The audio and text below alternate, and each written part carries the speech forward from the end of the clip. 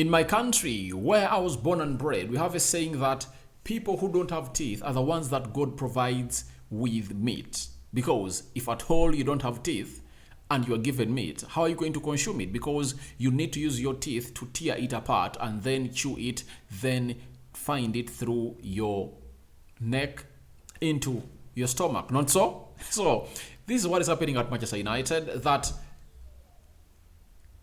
God gave us Ten Hag, and he's planning as great as any of the greatest managers in the game of football, because he knows what it means. If at all you want to be a great manager, you have to be able to really realize the players you want to sign early enough before even the transfer starts knocking on the door. But he's having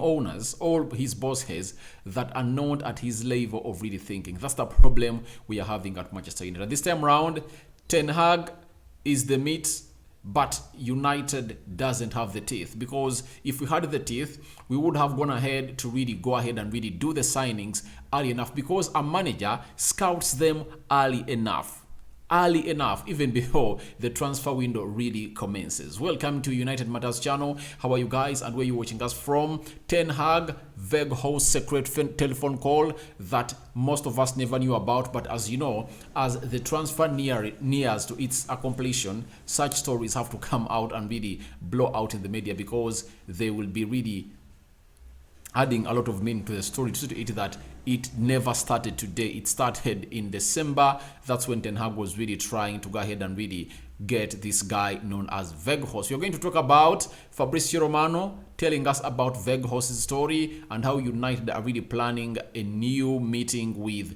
Beşiktaş and Burnley to get this deal done and dusted. There is a story of Bissaka.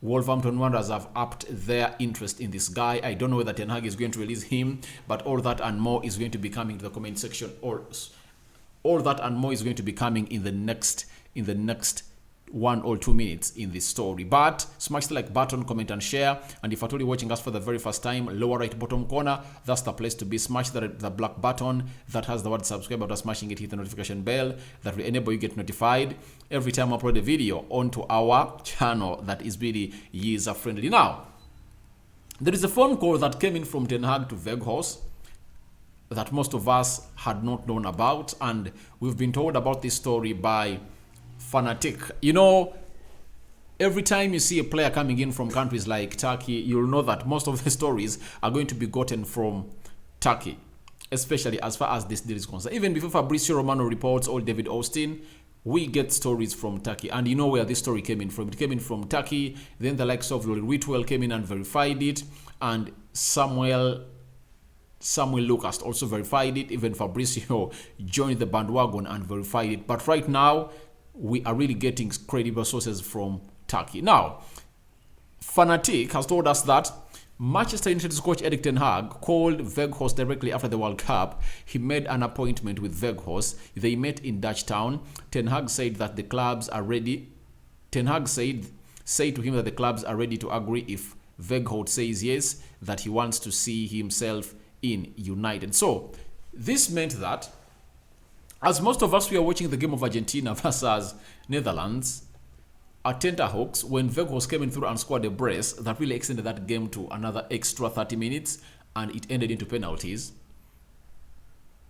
Erik Ten Hag was really looking at this guy and really verifying and putting him on his list. He sent his scouts outside there to get him the stats, the necessary data about the guy, and he really knew what all this guy was all about. Now, after Netherlands was eliminated out of the World Cup, Ten Hag called him, they met, and remember, they all come in from 20. That is a city in Netherlands. That's where they all hail from. They are born and bred in 20 with Ten Hag. That's where they are all born and bred. So they met and they discussed everything. Ten Hag told him that the clubs are willing to go ahead and really get the deal done. Are you willing to come to Manchester United? Weghorst told him, yes, I'm willing to come to Manchester United. What does this really mean to you? That every time you see a manager coming out and really pointing at a player, they have already met, either physically or virtually, on phone or Zoom or what, to talk to one another. Because a player will accept to go to a club after really having a very clear plan from the manager that this I'm going to go ahead and really use you. So Ten Hag met Weghorst down in the Dutch town and told him, this is my plan for you. I'm planning to use you like this. Now this shows you what a good manager we are having in Ten Hag, because he's a man who comes out and really scouts players, meets them, talks to them and his agent, then he hands them over to the club and the club lets them down. And this is not the very first time he's doing this. For Frankie de Jong, he met Frankie de Jong, he talked on phone, Frank de Jong told him, I'm willing to come to Manchester United. You get? And when you look at the list of players that are really submitted into Manchester United in May, even before the transfer window opened, I think they never provided most of those players, because he wanted Darwin Núñez, he went to Liverpool. He wanted Dummy Freeze at Inter Milan. He wanted another player called Frankie de Jong, still at Barcelona. Those three players never arrived at Manchester United. For Julian Timber, we got in Lisandro Martinez. So he shows you that for him, he gets his players early enough, talks to the players that show interest that they want to come to Manchester United. Then after, he hands over the list to the board to go ahead and really contact the agents at the club for signing these players, and the board really do turn him down. That's what I told you at the beginning of this video, that God gives people meat who don't have teeth to eat it. Ten Hag is really doing the right way things are supposed to be done, but the club is letting him down, like this Weghorst deal.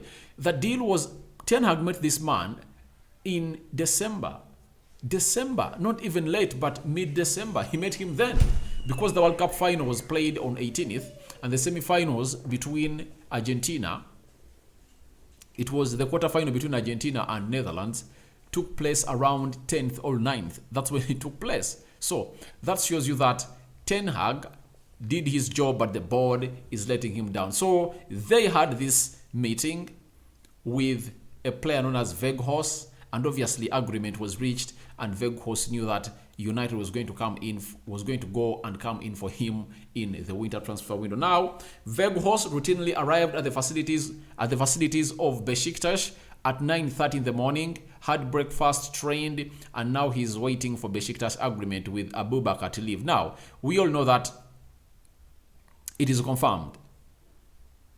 Beşiktaş won't release Weghorst before getting in his replacement, and that's what any elite club does before they really gate a player.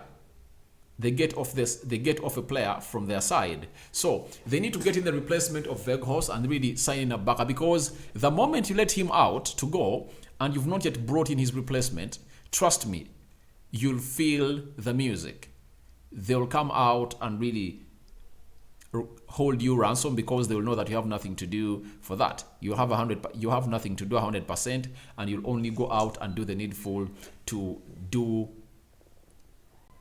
get a player expensively. So he reached there. He's waiting an agreement between Beşiktaş and Abubakar to see to it that he really leaves a side called Beşiktaş to join Manchester United. Fabrizio Romano has again told us that Manchester United have scheduled a new round of talks of Weghorst deal. All parties confident, as clubs' positions are closer, but still waiting to get it done. So that means the deal is getting done anytime from now. And today, I really expect a breakthrough. That's it.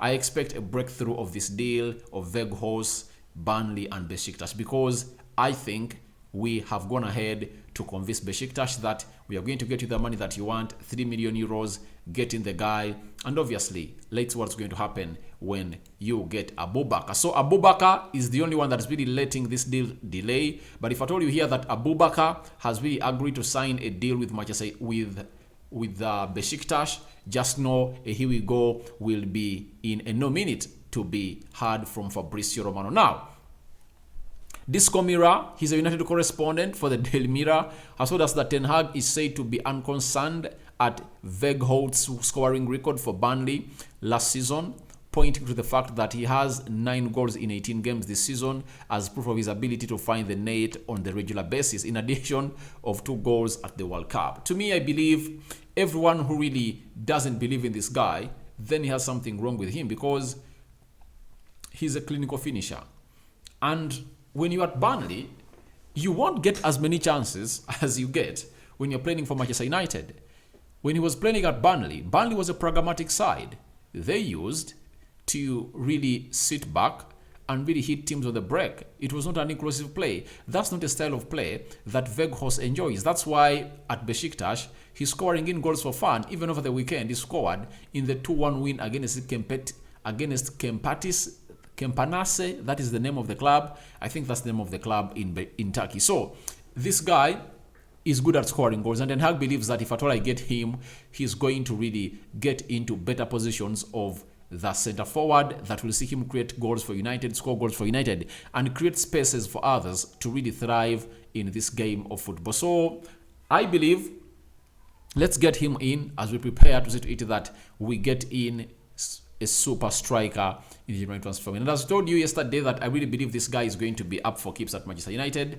I know he's going to come in, score goals. He's better than Odion Ighalo, and I would like everyone to really pay respect and put respect to this guy's name. And this shows you that the guy is really confident and wants to come to Manchester United. We've been told by Govaki Danik from Turkey is telling us that if Weghorst isn't allowed to leave Beşiktaş, he will pay the contract termination fee out of his own pocket. So it shows you how the guy is willing to come to Manchester United. And you know that when that happens, that means United will go down in their pocket and really refund that money to him, or it will be United getting him that money to pay it to Beşiktaş to really terminate his contract and really leave, because his contract runs out in June, and I think it's really cheap. That's why they're calling in for 3 million euros. So that's what I had for Weghorst today, and very many other stories are really coming in through, but let's wait and see when the final story that you're waiting for, that is a here we go, comes in through. Now, there is a player that plays for United, right back, known as Aaron Bissaka.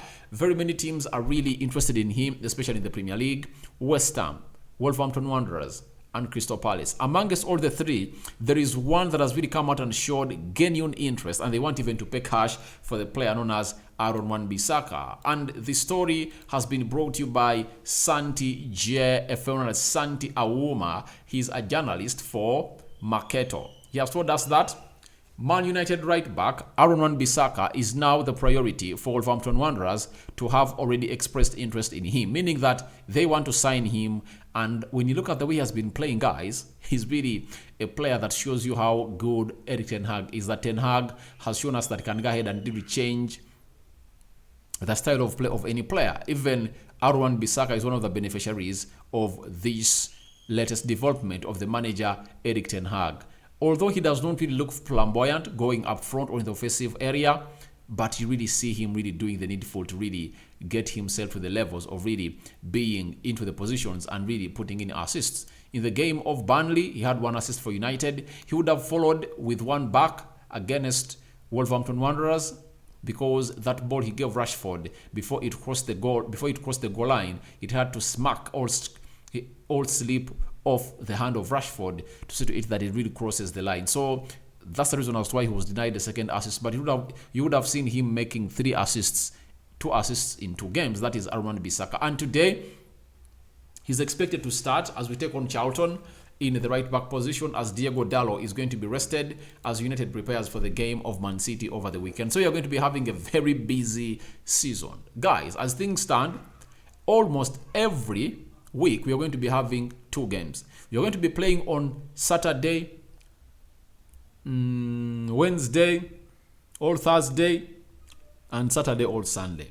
That's how tricky this is going to be, and that's why Ten Hag wants in a player known as Weghorst, because however much we are limited in certain positions, but the most position in which we are having limited options is the center forward area. So guys, do you want Aaron Bissaka to go for now, or he should go in the summer? Your thoughts are welcome in the comment section below. But Wolverhampton Wanderers are stepping up their interest to sign the player, but I don't believe this guy is going to leave. Ten Hag has been told there is no money to sign players in the July transfer window unless you get players on loan, and none of the players that he wants can be really allowed to come to United on loan.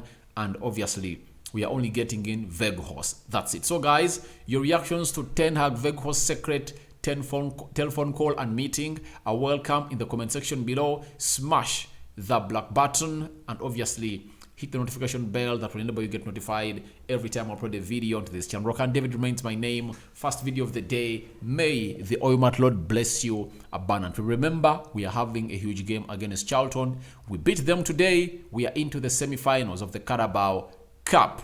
Thank you very much for watching again. Bye-bye. See you later, my mates.